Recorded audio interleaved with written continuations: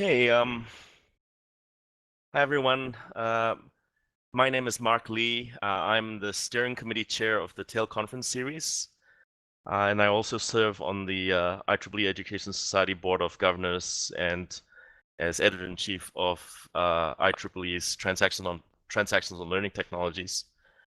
In addition, the other hat that I'm wearing today is I'm also Executive Vice President and Chief Research Officer of iLearn, the Immersive Learning Research Network, which is the organization that operates this virtual campus. Once again, I'd like to welcome you to TALE2020, our 9th annual TALE conference, as well as to the iLearn virtual campus powered by Verbella. It's really wonderful to see so many familiar names in the audience from both the TALE as well as the wider EdSoc and iLearn communities. And in some cases, actually familiar faces, right? Because I've actually been able to recognize some people I know from the appearance of your avatars, which is really nice. So just before I introduce our opening keynote speaker, just a couple of things to add to what Goda Sensei Yoshi said earlier. You can actually, while you're seated in this room as well as the presentation rooms, you can actually hover your mouse. If you hover your mouse over where it says Screen Zoom at the top of your screen or your application window, you actually get a series of magnifying glass icons that you can click on to zoom onto each of the respective screens here behind me. So it doesn't matter where in the room you are, you essentially get a front row seat. And then in this room in particular, the 4th and the 5th magnifying glass icons will let you zoom out to the full width of the stage or just the podium.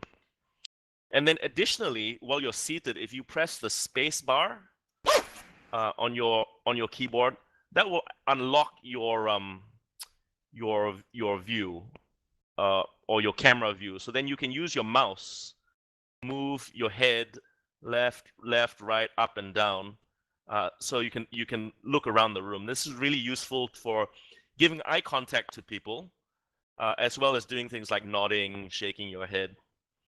What you don't want to do though, just be careful, because don't use this feature in conjunction with the screen zoom, because otherwise your avatar will do some really crazy, unnatural contortions.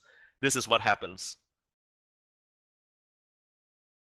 Yeah, so if you unlock your head and then zoom onto one of the screens, your neck will bend backwards like that. Yeah, and then other than that, as the presentation proceeds, please feel free to use the chat to enter any questions or comments you have at any time. We'll try and monitor the chat to collect questions that we will relay onto the speaker at the end. And then hopefully we'll also be able to take some verbal questions at the end. Okay, so now it's with great honor and pleasure that I introduce to you our distinguished opening keynote speaker for the TALE2020 conference, Alvin Wang Graylin. Alvin is the China president of HTC, where he leads all aspects of the company's Vive virtual reality business and its smartphone business across the region. He is also vice chairman of the Industry of Virtual Reality Alliance with over 300 company members, president of the $18 billion VR Venture Capital Alliance, and he oversees the ViveX VR accelerators in Beijing, Shenzhen, and Tel Aviv. Alvin has 2.5 decades of management experience in the tech industry. Prior to HTC, he was a serial entrepreneur, having founded 4 venture-backed startups covering mobile, social, ad tech, search, big data, and digital media. Additionally, he has held $100+ million P&L roles at major corporations, including Intel, Trend Micro, and WatchGuard Technologies. Alvin is a sought-after speaker at international conferences, has been featured on CCTV in China, BBC, CNN, and he regularly writes for leading publications on a wide range of topics. Born in China and educated in the US, Alvin graduated top of his department with a BS in electrical engineering from the University of Washington, specializing in VR and AI back in the 1990s. He then went on to receive an MS in computer science and an MBA, both from MIT. So would you please join me in welcoming to the stage with a big round of applause. You can also do this by pressing F4 on your keyboard. Alvin Wang Graylin. Thank you, Mark. Can you guys hear me okay? Mark, is it audio okay? Yeah, I can hear you just fine, Alvin. Okay. Yep. Great. All right. So why don't we get started? So it's definitely a real honor to be invited to speak at the IEEE TALE2020. Education has been a passion of mine for many years. Actually, I had studied VR in relation to education back in 1991 and 93. So almost 30 years ago, I started my journey into the VR space and was studying with Dr. Tom Furness, who is known as one of the pioneers or the godfather of VR. So, to be able to come back, 30 years later and be able to play a role in the VR space is a real honor and pleasure for me, and to be able to speak to all of the educators here in this room and online is also a real thrill. So, the next 40 minutes or so, what I'd like to do is to kind of talk to you a little bit about what's been happening in the education in VR space and some research that we've done and what I would like to see kind of happen in the future. So why don't we get started? So actually, before we start, I wanted to also kind of highlight this background picture, which is essentially it's a group of elementary kids being taken on a field trip on top of a whale. So, and the reason I picked this picture is because I think a field trip is usually the highlight of the year for every elementary or kindergarten class. And I feel like, if we use technology properly, then every class can feel like a field trip because you're taking them on to a trip to somewhere where they haven't been, or sometimes things that are just not even possible in the real world. And I think that is the potential of what the VR or XR technology can do for education, is to really make every class, every session, something that is thrilling and exciting and people look forward to.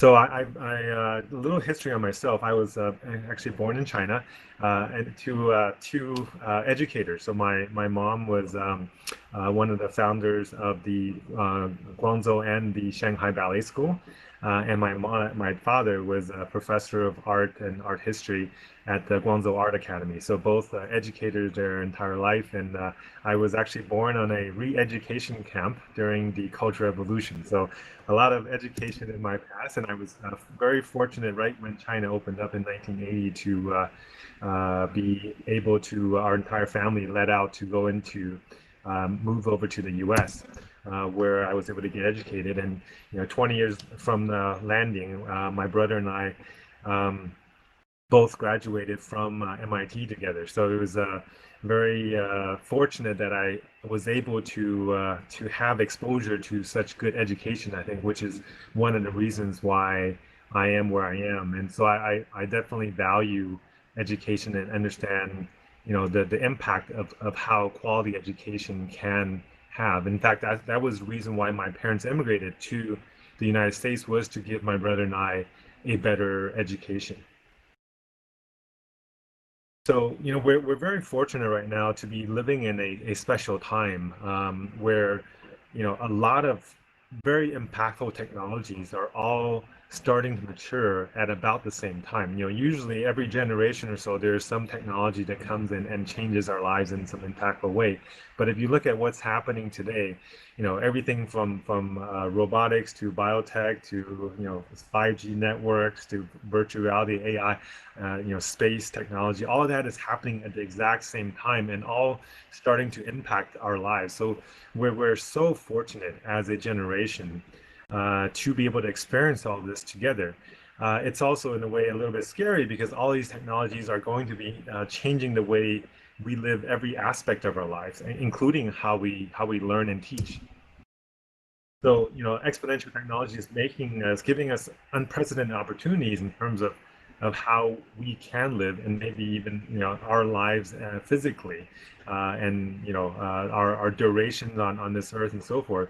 And the potential of these technologies, is always a double-edged sword in terms of the power of technology to impact positively as well as negatively. So, where if you look at this chart of how many people are being educated over time, if you look at from the 1970s to now, over the last 50 years, there's been almost a doubling of the amount of people that have gotten decent education around the world. And over the next 20, 30, 50 years, almost everybody in the world is going to get quality secondary and post-secondary education.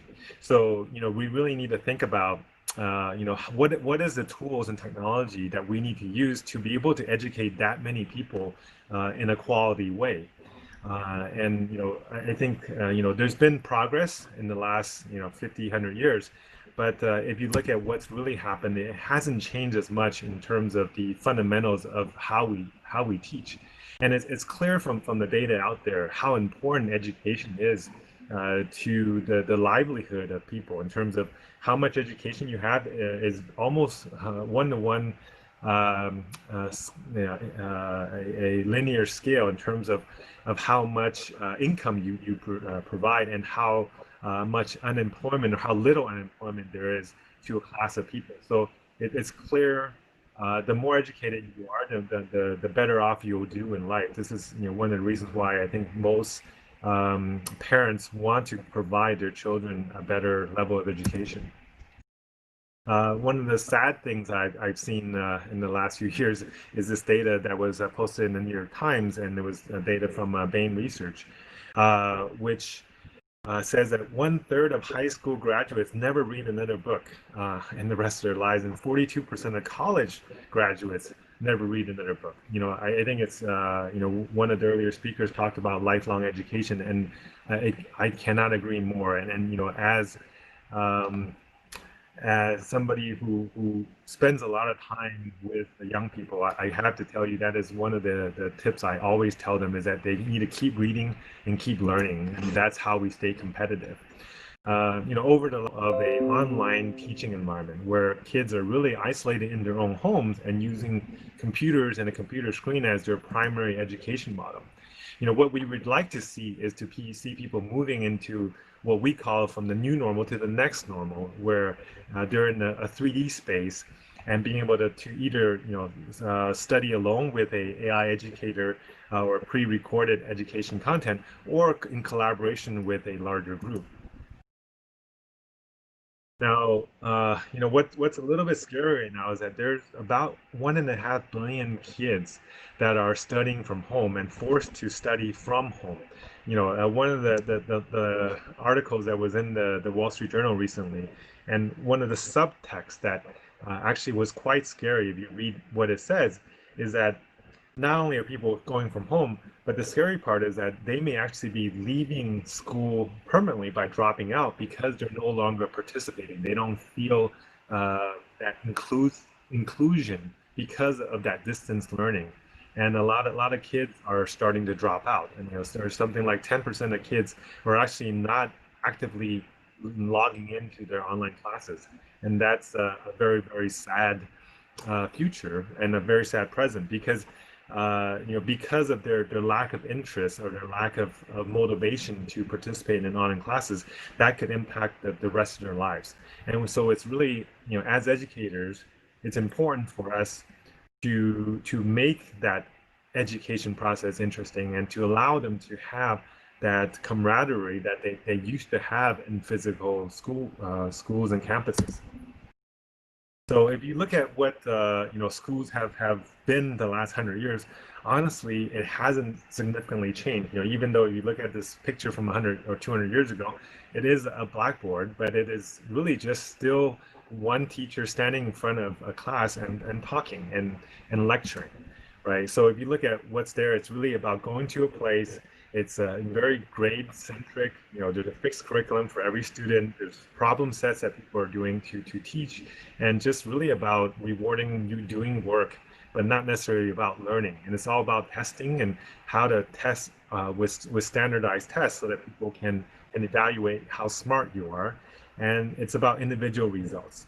And the teachers, essentially controlling and ruling the classroom. What makes more sense is actually to change to a new format. But over the last year or so, things have changed a little bit. There's really the only two major changes in that process is instead of going to a place, you're going to a screen to get that teaching. But it's still a teacher in front of that screen and talking to as a talking head in front of a screen talking to you, and it's even more individual now than ever before, and you lose the sense of that class and the classmates that children have. What we would like to see as kind of the next normal or the next education model is really about not about having a screen and not about going to a place. It's about giving experiences, about allowing every class to be an experience, allowing learning to be the center of what people do when they go to these classes, not about getting a good grade. It's about personalizing the content so that every child can have a different view and a different way of learning and a different speed of learning based on their interests and their learning pace, and really giving projects for people to work on versus just a problem set, and trying to breed curiosity and creativity, because that's really what's going to separate the next generation of learners. Not about just memorization, which we have very little limited value in over time, and really allowing them to drive interest and drive motivation to come to class, because that's what's going to help them learn better and learn deeper and remember what they've learned, right? And really teaching kids to be able to work with each other as a team. That's something that is going to be sorely missing if we start having more and more time in these individual-driven self-learning environments. And then allowing the teacher to be a coach, to be able to guide the learner to be more self-learning and self-motivated, and then allowing them to create more content that allows them to pursue the thing that they really are excited about. We need to bring back that sense of curiosity that children innately have, and we want to use technology to help them do that. So one piece of good news is we've done a research, and we've actually been doing research every 6 months or so in terms of surveying how people are using VR these days. And what we found is that over the last 6 months to a year, there's been a dramatic increase in terms of two major areas where VR has been adopted a lot more. And one area is in work and remote office, remote collaboration. The other thing is actually in remote learning. So over the last year or so, it's almost doubled in terms of percentage of use cases in that two area, and actually playing games have dropped down a little bit. So this is very positive for the VR industry, because it is showing that it's now being used in areas outside of just gaming. Now, before we get into VR and XR, I wanted to just kind of take it back a little bit. Over the last 40 years, essentially every 10 years or so, we'll find that there is a major shift in terms of a new technology model, new computing model that impacts our lives in a major way. From the PC in the 80s to the web in the 90s to allow us to have access to information everywhere, and then to be able to allow mobile to take that information on the road and be accessible to any information from our pockets.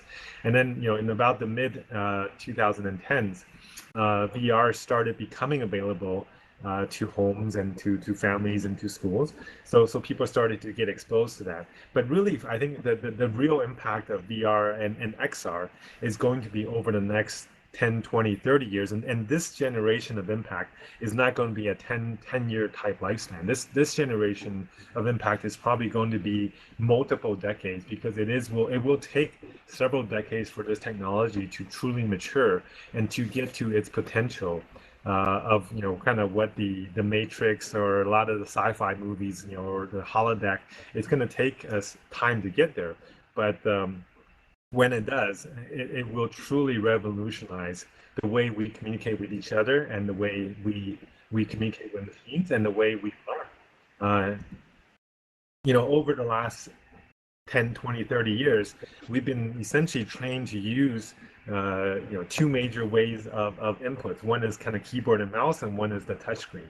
But for when VR becomes more accessible, what we will find is that we will actually go back to a much more natural way of learning. So everything from using your hands, to your eyes, to your haptics, to your body movements, even your brain waves can be captured. And you can even use things like a 3D pen so that you can draw in 3D or in 2D. Those are the kind of things that, whether you're a child of 5 years old or whether you're 70 or 80, you can naturally be able to use very effectively, because you don't have to remember which keystroke. And just like earlier when we started this presentation, there had to be a training to teach people, which button and which mouse and where in the menu do you use what. In the future, what you will do in these virtual environments will be the same things that you would do in a physical environment, and you wouldn't require a lot of teaching. Where it will go longer term is kind of the dream of the Matrix, right? Of kind of the brain-computer interface, and this is what Elon Musk has been pursuing with his Neuralink company, where they're putting implants into people. Right? I think that this is something that I think will be a long-term future. Hopefully, it won't require the surgeries that it does in these early prototypes, where people actually have to cut a hole in their head.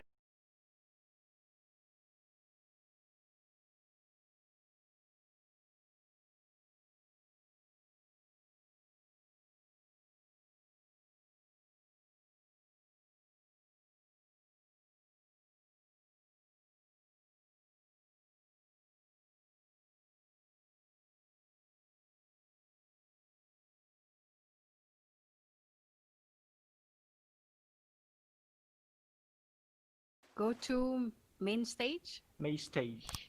Then you Okay. can go there. I just Learning, full body learning, and it is ability to gain not just information, but actually skill sets and abilities, and ability to physically do things.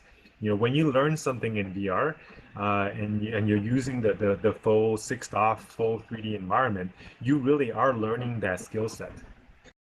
Now, what I would like to see the classroom of the future happening is something like this, where a child can see and have access to the best teachers in the world, whether they're at their home or whether they're in the classroom, to be able to give them that one-to-one communication. And this is a CG generated video, but I wanted to show you a little video that is something that is available today in the Vive Sessions tool. It is one of our XR Suite educational tools. In fact, the tool that you are all using today to do this session is in Engage, and Engage is actually also part of our Vive XR Suite, and we've branded it Vive Campus. So in the Vive Sessions product, you can actually record the best teachers in the world teaching courses and provide that information back to students who can go in any time at their convenience to learn on a one-to-one basis. This particular teacher is a geophysicist from Oxford University, and even though this looks like it's something that's computer generated, it's actually something that was recorded in real time with the teacher, with materials, and it can also be conducted with students in real time. So here's another course uh, about endangered animals that was done in the same tool. So having courses like this available to kids makes it so much more exciting and interesting for students to want to go to class and want to learn in new ways and be able to explain complex topics in new ways. So in fact, the Vibe Campus product, which is the Verbella product rebranded and optimized for enterprise, here's an example of how this product is working with the University of California to create a blended learning environment to allow their students to be able to teleport into classes from their PCs at home. Just like what you guys are doing right now to enter this educational session, they've actually built a virtual version of the UC Irvine campus so that students can see each other and have that social time that they're missing often today when they're locked in at home. So one piece of study that we've recently worked with I guess the Xingzuo Media Lab to do a study of an audio-based learning environment, a video-based learning environment, and a VR-based learning environment, is that the sense of understanding that was created, and not by doing surveys, but actually by monitoring the beta waves of the EEG, we were able to tell that when people are in VR, they actually understood concepts better. They appreciated it and they remembered it. And in fact, they were also more focused, which helped to increase that learning that we talked about. And one of the things that really excited me was that they also had a greater desire when they're in the VR group to collaborate with other people that was in that environment versus when they were in just a video or an audio only group, which is one of the key things that are missing from video based courses today. So, what we showed earlier was a kind of a single person environment for doing VR training. There's also classrooms where multiple people can be in a physical space and do shared physical learning in a shared virtual environment. Right? I think those are also exciting ways for us to teach that isn't necessarily possible right now in a lot of parts of the world. But in China, where things have started to come back more to normal, it definitely is something that is already happening, and the feedback from the students are just amazing. And, they love going to class because they're able to do so much more than they used to do in just a physical blackboard-based or whiteboard-based classroom. In fact, what we found is that it actually helped in terms of academic performance. This is one of the things that both students and teachers would like to see, is that and parents, of course, is that their kids are actually learning more. And we actually created a study where we separated a control class and a VR group, and were taught by the same teacher the same materials, and the only difference was in this astrophysics class, the VR portion was used to supplement the learning with exercises in VR. And when they went back and did the testing afterwards, the worst student in the VR class actually beat the best student in the normal class. Right? If you look at these results on the bottom, the three groups were the pre-test groups. So what this really tells us is not that there are smart kids and there are not so smart kids. It's what it tells us is that different kids learn different ways, and when we give them a multimodal model of learning, every child can learn difficult topics and be able to do well academically. So this is something that is very, very promising, and I was so excited when I saw some of these initial results.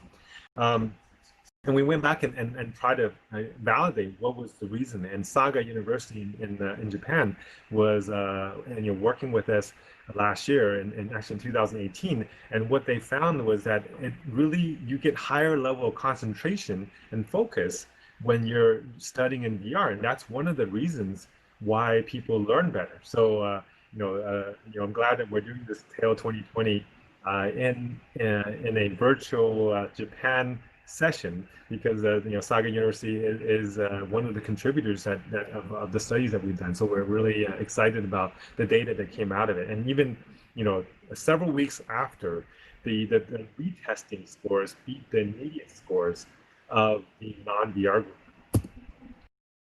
For language learning, we've also seen significant increases. Normally, it would take 6 months to go from the IELTS level 6 to level 7, which is English learning proficiency levels. But in 2 months, essentially, the VR group was able to get from a 6 to 7.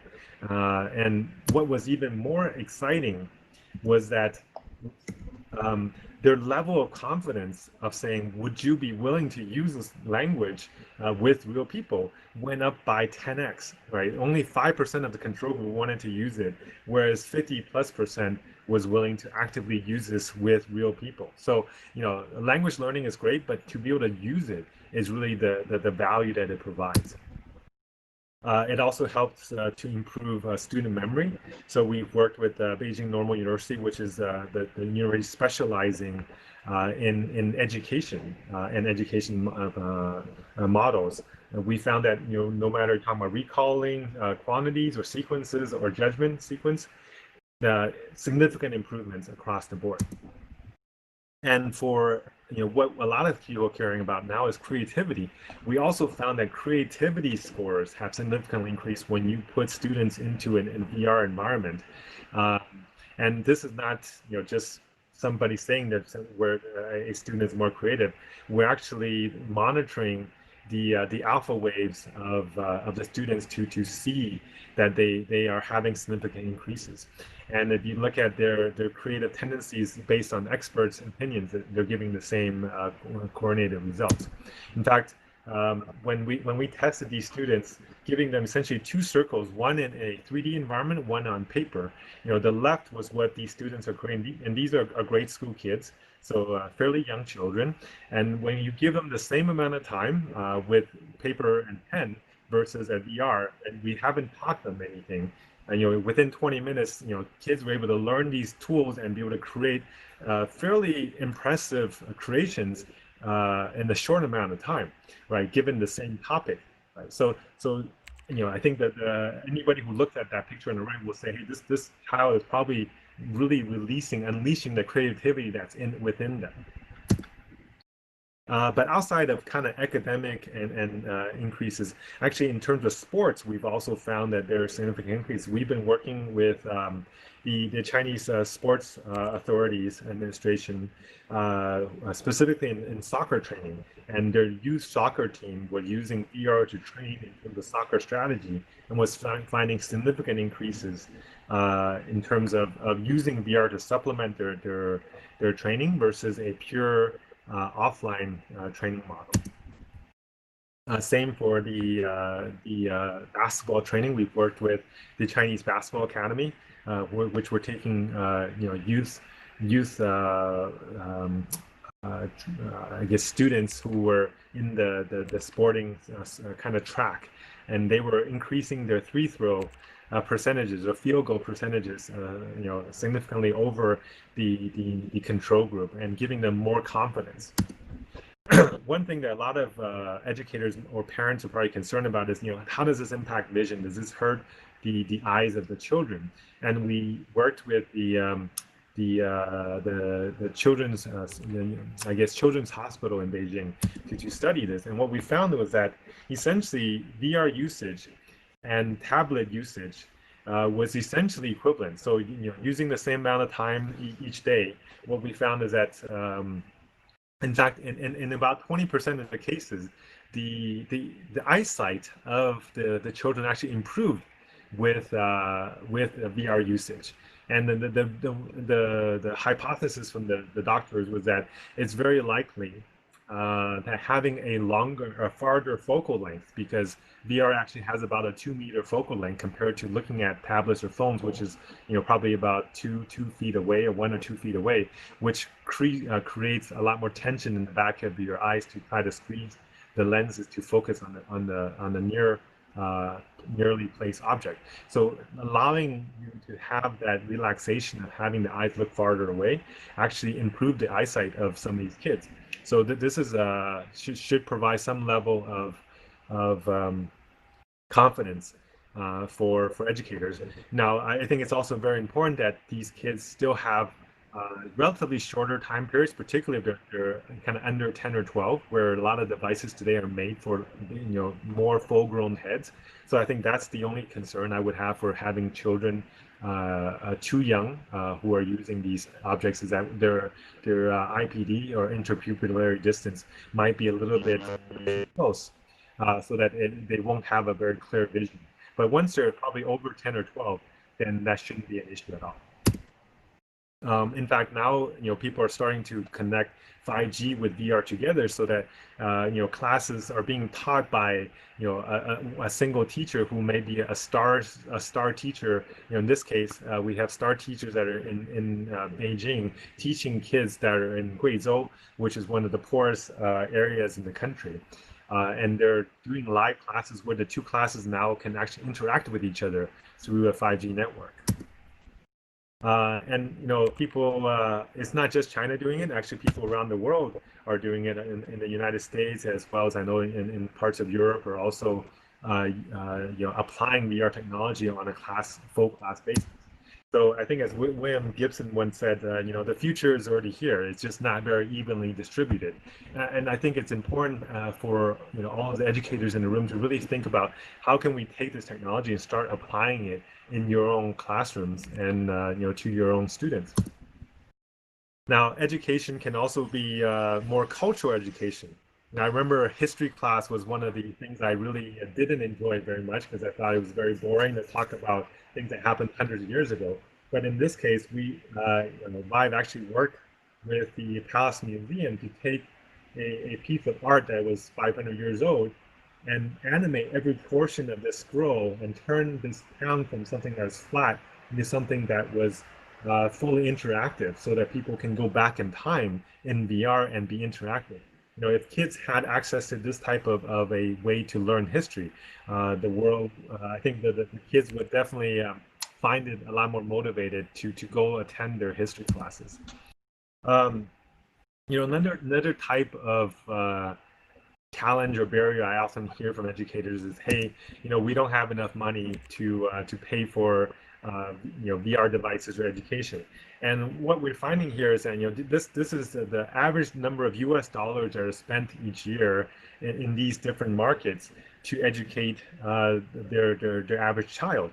And so it's a fairly big range, everything from $2,500 in China to $26,000 in Norway. But if you compare it to what it costs to buy a decent VR device, which is about $500, it seems quite accessible. And particularly today, now that a lot of students are working from home, and so the cost of the physical school itself can be redistributed to technology-based capital expenditures. I think this really makes sense for governments and educators and administrators to start looking at how do you redistribute the budget that you do have in a way that allows that ed tech to be able to provide a different form of education that may be more productive and more effective than just using video alone. I think particularly nowadays, where a lot of people are talking about displacement of the workforce because of automation, because of AI, because of robotics, there's going to be potentially 800 million workers that are going to be out of a job. This is based on McKinsey's 2017 report. So that's probably going to be accelerated now because of what's happening with the pandemic. In fact, probably they're I think close to 100 or 200 million people out of a job because of the pandemic right now. So we really need to think about how do we educate these next generation workforces, not just children, but to retrain and re-educate. If you look at these are the expected proportions of the workforce that's going to be displaced by automation, and it goes everything from 85% to 30-something%, right? This is very, very significant. So kind of lifelong adult education is also something that we need to keep considering, particularly if you look at the lifespan of the population over time. By 2060, there's going to be a very, very significant portion of our population that is going to be over 60, over 65, over 80 that are probably still going to be active in the workforce. So, having what are the things that we need to start educating and focusing our children on these days? It's really, I think, about the things that AI cannot do are the things that we should spend more time doing versus the pure, just memorization and kind of and understanding just pure formulas, but really understanding the background behind things, that the logic and the understanding and helping induce greater level of creativity and trying to find that curiosity that inside all the kids, allowing them to keep wanting to learn, allowing them to learn how to communicate to each other, to their peers, to their teachers, to their superiors, allowing them to be able to have more leadership and creating collaboration. And really also a lot of the softer skills that we used to not value as much because there's been so much STEM based focus in education, we really need to start allowing some of those softer skills to come back in, because those are the art, the culture, the creativity. Those are the things that are going to separate the humans from the AI type solutions out there. Now, I think what a lot of people are talking about AGI, artificial general intelligence. We really should be more focusing on general intelligence augmentation, using AI as a way to supplement and make every human smarter, making every human a super intelligent being versus making a super intelligent technology that replaces humans. So that should be more of the long-term goal for the AI researchers out there. And I hope people start to try to evaluate how can we work together to allow AI to make us smarter. So going back to what we mentioned earlier about the retraining, I think retraining is going to be a major topic for educators going forward, not just for manual work, but you can see here pilots and forklift operators and drivers and engine manufacturing workers. They're all using VR today to train on these physical skill sets. But you can even learn for white collar work. Right. In this case, people are using VR for doing public speaking training because it gets rid of the anxiety, it puts you into that environment and makes you feel like you're actually in front of 1,000 people, and to teach you how to create that eye contact. Right. Those are the kind of things that VR can do that is very difficult to replace. And by following your eyes in this system, the system can actually come back and tell you how you've done and what you need to change in the way that you for police training and kind of terrorist training, people can simulate very dangerous environments that does not create any danger for the trainers or any of the bystanders. You have kind of hazardous environment training where firefighters are using full VR gear and with full haptics that allows them to simulate what it's like to be in a real firefight, so that they can be fully calm and in control when they go see these real activities. And then there could be trainers and teachers that can teach them from the side and be able to observe them in a way that allows them to track and record a lot of the things that happens.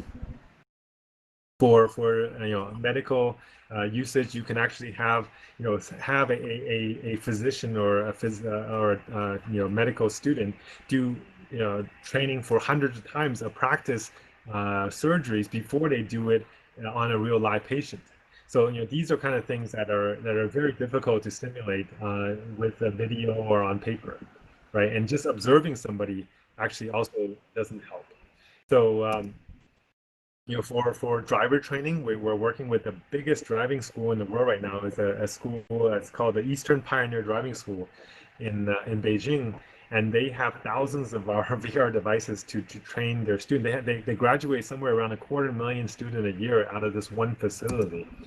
And what they found is that by using VR, they were able in the same amount of time increase their passing rates from 50% to 90% for the first test passing rate, because now they're able to simulate, nighttime driving and snow driving and rain driving and a dog jumping in front of their car. These are things that it's very difficult to train somebody with in a real environment. And thousands of students were used for this study. So this is a very, very good data.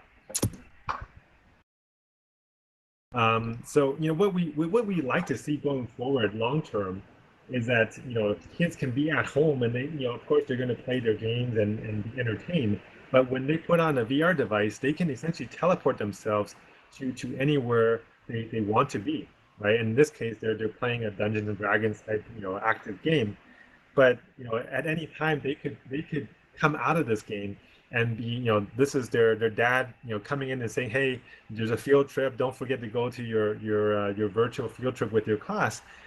With a push of a button, they can turn their bedroom into their classroom and go and have that field trip with a teacher or a leader that will take them to go somewhere that they couldn't have gone physically. In this case, they're going to take a trip to ancient Egypt, going back in time. And these apps are actually available today. And I had to tell you, I've been to Egypt, and going underground into those tunnels, you really don't see much. But to see the simulation of that experience, you really do get a very good feeling for what it's like to have gone to these places. And it makes it so much more interesting than just reading something in a book. So, we really need to start looking at creating a new mindset in the learners out there and in ourselves, right? And unlearn some things that we've been taught over multiple generations, that, the world, it's about scarcity. There's a limited supply. It's everybody has to fight for what they have. Time is so limited. You have to be where the action is. And, everybody has to gather wealth so they can buy things to live better. And, everybody's trying to show how smart they are and give the right answers and trying to gather a bunch of credentials so that they can go and prove how great they are and build that status for themselves, right? I think that kind of mindset is not a positive long-term mindset. We need to start switching what we teach our kids and what we teach ourselves, is that the world actually is becoming more abundant, that there's more food out there than there are people that need it. There's so much wasted resources, right? So and with all the manufacturing efficiencies and farming efficiencies out there, we really can actually have almost anything we want. We're now a lot more flexible in terms of our time, particularly during this pandemic time frame where a lot of people are stuck at home. They actually have a lot more time because they're not traveling as much, they're not commuting as much. And now actually location is irrelevant, because you can do and work and live and study essentially from anywhere in the world and still almost pretty much have the same type of proficiency or productivity as we've done. And I've actually found, even with our own team, for the first few months of the pandemic in China, we worked from home and we were just as productive as we ever were. And now it's really not about gathering wealth, it's really about maintaining health. How can we have a more balanced lifestyle? How can we have more mental health and more physical health, and be able to have a work-life balance that can allow us to enjoy life more? And how do we stimulate our imagination instead of just showing how smart our IQ test is about how do we ask the right questions? Because when you have the right questions, there are going to be plenty of AIs out there, search engines, that can give you those answers.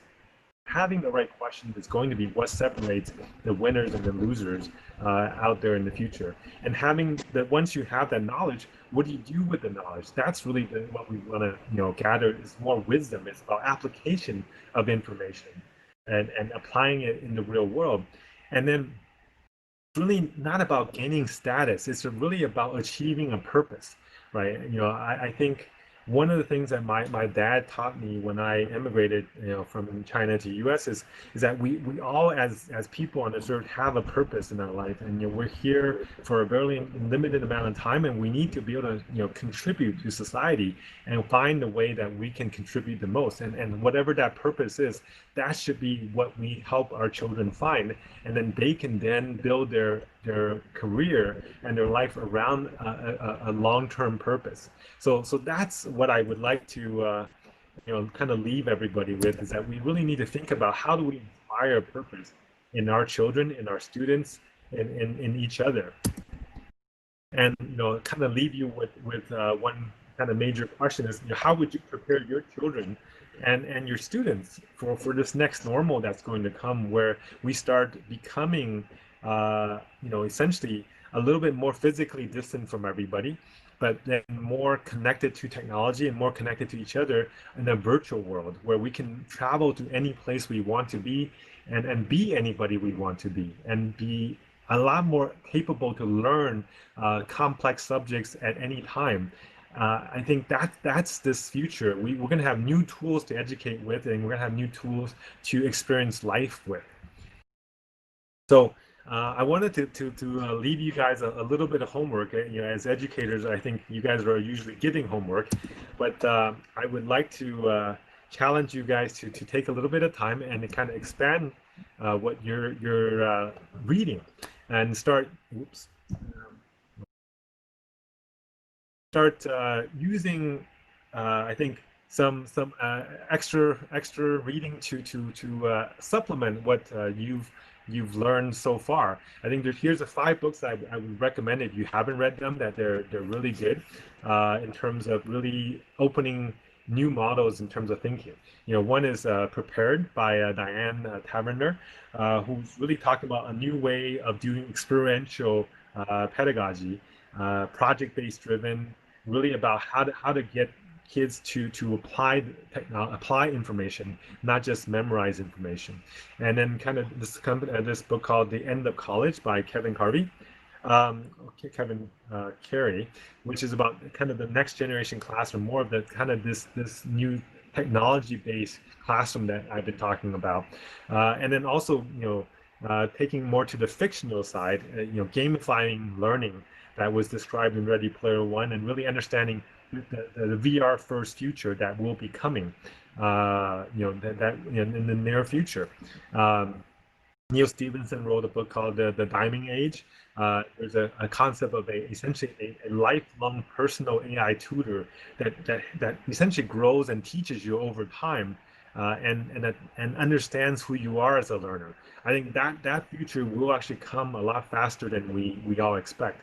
And then we have the E&M banks with the surface details. In this one, it talks about kind of the human AI symbiosis. I think that's something that is going to be really exciting as a longer term of kind of when BCI becomes available, and how AI and humans will come together to create that next super intelligence. So that's all I have for today. I know I spoke really fast to try to make sure I get as much as content out as possible, but I'd love to get any questions that you have, and be able to hear some of the feedback that you have.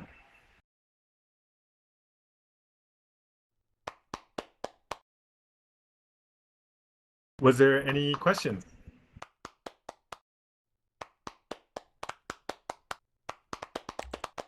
And apologize for speaking so quickly.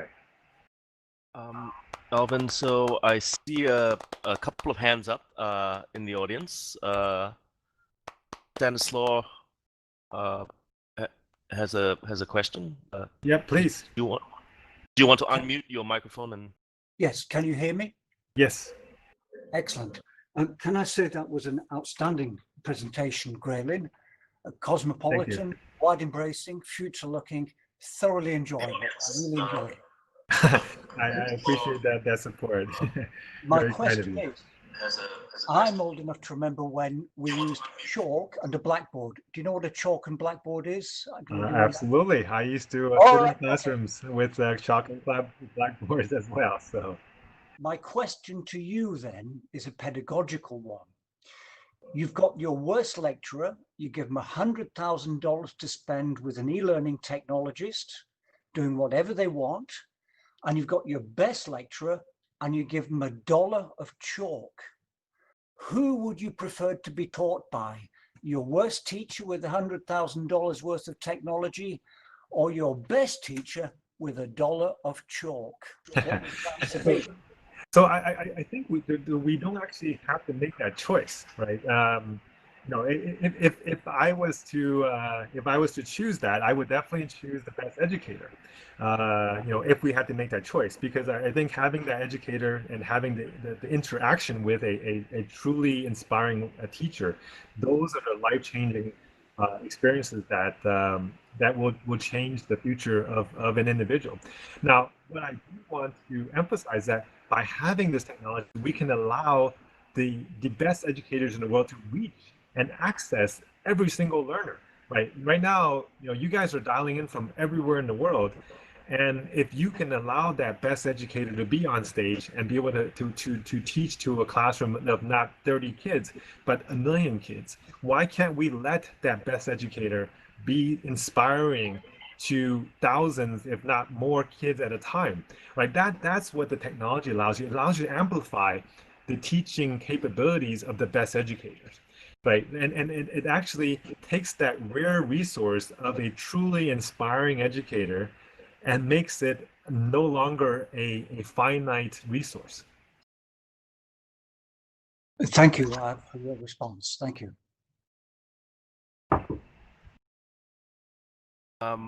Wajid, Hussein, would you like to ask your question? Yeah, thank you, Alvin. It's been a great presentation, very informative. And I have a question. Virtual reality, as you say, now we are going to have a disconnect from reality, real situations, feelings of people, ethical, decisions, which are very critical for all specializations. Now, once we immerse more deeply into this kind of technology, how do we deal with that deficiency? How are we going to fill that up? Yeah, To realize, for example, a patient's suffering or a customer's requirement it's also evident through direct contact, face-to-face contact, or actually seeing the problem, what people are facing. Yes. I think what you're describing is definitely one of the potential downsides of using this technology. But I think we also want to make sure that what we're saying is we're not saying replace all education experiences with a virtual environment. We're not saying, no longer have physical, locations for schools. What we're saying is supplement the educational process, whether you're in a physical school or whether you're doing remote.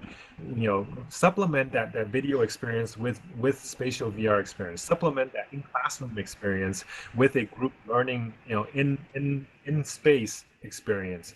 I think that's, it allows you to experience and learn things that are not possible today in the current environment. But we definitely do not want to lose those soft skills that we talked about earlier, right? Having the ability to have compassion for each other, having the ability to communicate with each other, having the ability to inspire a large group of people. Those are not things that we want to get rid of. If anything, those are going to be more important going forward as the hard skills become less important, because machines and AI can do a lot of the hard skills that we used to value a lot. Thank you very much. I think if we could introduce this in the slides and education for VR, that would be very helpful for educators for the holistic view. Thank you for your answer. No, I appreciate the question. Thank you. That's a very thoughtful question. Alvin, I just had one question from that I picked up from the chat earlier. Okay. Yeah. So Mina Johnson Glenberg, who's a professor at Arizona State, specializes in actually in creating VR games for STEM. She asks, well, early on in your presentation, you alluded to education and learning needing to be interest driven, which applies the need for branching. And branching in VR is expensive to achieve. So how do we afford that programming? So I don't know if actually we need to do branching. I think you allow people to explore at their own pace. The beauty of a virtual world is that you're no longer having to have a fixed pace of progress for everybody, right? And if you can make it interactive, then automatically everything becomes it. You know, why are kids in games all day? Why do they love playing games? Because it has that exploratory aspect. You know, they're trying to explore this world. They're trying to, you know, make friends in this world. They're trying to win, you know, battles or you know, go on quests. If we can gamify and turn every aspect of learning, whether you're learning history or math or science or language, and turn that into something where you go into this virtual world. If you're learning language and you can go to virtual Paris or virtual Tokyo and talk to people on the street and learn through doing, you know, you don't need to actually branch, right? It's the same technology people are using today to build video games can be done to teach almost every subject. And the beauty of the tools out there, it's actually the exact same tools. The same game engines are being used for VR programming as it is for gaming programming. So you know, there are millions of already educated developers out there that can help to create this content. And there's also tools now being created to allow teachers to create their own content. So if you look earlier, you know, that Oxford teacher that was teaching geophysics, you know, he made his content himself and recorded it himself so that his students can go and access that information anywhere. And he's not a developer, right? So I think allowing the educators to be able to create their own content for their classes is going to be really important. And you know, as one of the earlier questions out there, you know, there are definitely some truly inspiring teachers out there. If we can harvest that skill set to have them create some more standardized content for whatever their area of expertise is, so that we don't have that choice that we have to make of going to a good teacher or having good technology. And in fact, having good technology means that you always have access to the best teachers. Can I say something? Yes, yes. Yeah, thank you. Hi, this is Mina. Lovely to hear your talk. You're talking about open games that already have lots of branches and choices in them. And my question is, for education, it costs a lot of money to make those good-looking open-ended games and different choices. And, you know, that just costs money.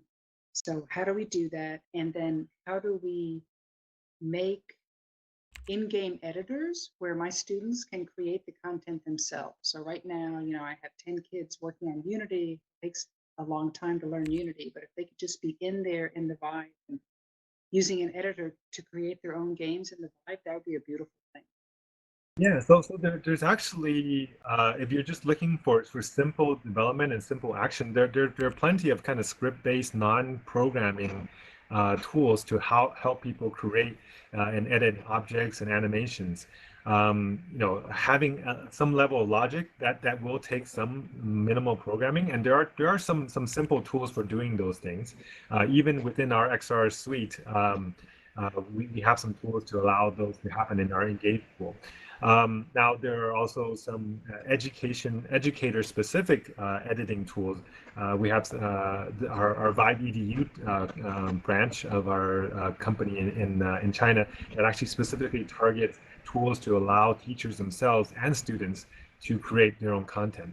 Now, I think if you want to create, you know, professional cinematic quality content, it is quite expensive, but creating interesting content that can be used to educate on specific topics is actually not as expensive or complicated as a lot of people imagine. Because there's so many kind of libraries of code out there, as well as libraries of 3D objects out there that can be utilized to create.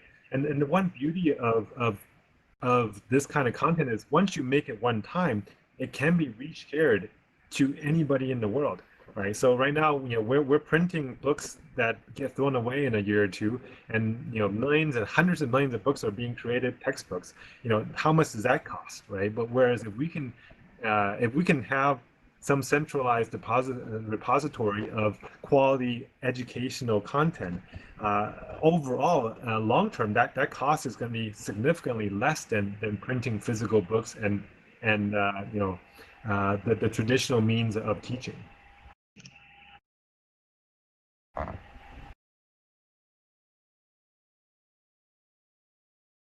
I don't know if I answered your question.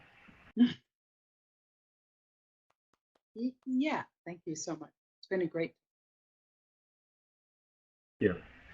Any other questions out there? Yeah, I have a question. Well, Yes. really just a contribution and maybe just your thoughts on it, Alvin. Now, I don't work for Verbella, but I did notice that they have a product called Frame, which is actually kind of similar to what you're talking about. It's a simple platform. You can put in lots of different media. You can basically create, a presentation. But certainly, if you were starting down the path, you wouldn't start with something like Unity or Unreal Engine. It's just kind of not viable in any way. But getting students in and getting them to mess around with platforms like Frame and like there's a few others. There's obviously Mozilla Hubs as well. It's kind of a really good path step towards exactly that co-creation that you're talking about. I'd just be interested to keep that conversation going. Yeah, I totally agree. In fact, whether you're talking about the Verbella products or Engage, Engage actually has this group of educators called Educators in VR, and every week they're creating events and content and sharing information. I spoke at their conference. They had a 6-day, 24-hour a day conference beginning of this year or February of this year. To have educators around the world share content about how VR is created, and all of that content can be recorded and replayed back.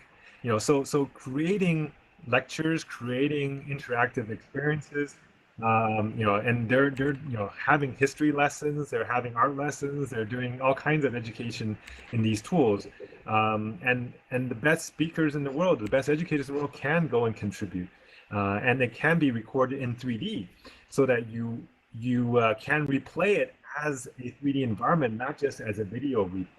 So that's the kind of thing that really excites me, because it helps us be able to easily gather all of the best minds in the world and be able to preserve that knowledge and the education method that we know works with some of these top educators. Mitch actually will. Alvin, you mentioned the educators in VR. iLearn actually co-organized our iLearn 2020 conference here on this campus with educators in VR earlier this year. So they're great friends of ours. Just also in response to Mitch's question, I just wanted to say we're actually planning a workshop/panel session for early next year on student-led XR creation tools, which will be taking place on this campus. That might be of interest too. Certainly it would, yeah, and I'm sure there'd be a lot of people around the world who'd be interested in that. I love that idea, and I'm hoping to push it in my institution and get some traction, and just to see where it goes, because we've seen students already become very interested in video assignments, making short videos, just as an alternative to all the written stuff. And I'm sure that it can't be long before they're interested in making spatial content as well. And there's plenty of tools out there that are not hard to use to start that experiment with. I think the things like Frame and Mozilla Hubs are really good, easy tools to get into. You don't even need a VR device; you just need a browser. So exactly, yeah. So are you happy to take one more question, Alvin? Yeah. Why don't we have one last question if anybody has one? Well, I have a question. Yes, Samuel, go ahead, please. Okay, the presentation was quite impressive and thought-provoking. I'm highly impressed. I want to ask, do you guys consider a way to integrate these applications like in the area of electrical and electronics education? Do you have products that have focused on students using it to do some practicals, learning how to do some simulation, calibration, testing of equipment in the electrical electronics education proper? Do you have any product that you have developed in that aspect? Thank you. Are you saying hardware products, or are you talking about content, educational content? I wasn't. Your voice was a little bit fuzzy. Sorry. I mean, like products that are integratable with mobile devices, so that students can practice engineering on their own. Okay. So the good news is right now there are standalone VR devices that does not require a PC. So they're just as easy to use as a kind of a cell phone. You just power them on, you put them on your head, and they start working and they connect to your network. So things like the Vive Focus, Focus Plus, or the Pico device, or Quest, Quest 2. These are all devices that are very easy to use for really people of any age. And once you're in there, you have a kind of first exposure to quality 6 degrees of freedom VR. Okay, thank you. All right, I guess that's all we have for today. But thanks everybody for joining, and thank you Mark and the rest of the group for inviting me to be here. Thank you so much, Alvin. A big round of applause, please, for everyone for Alvin.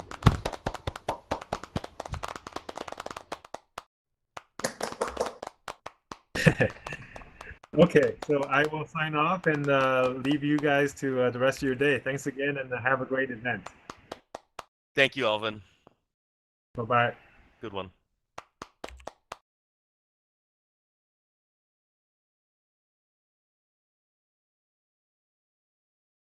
So Hiroyuki, it's break time now, right? Yes, we are having a break time.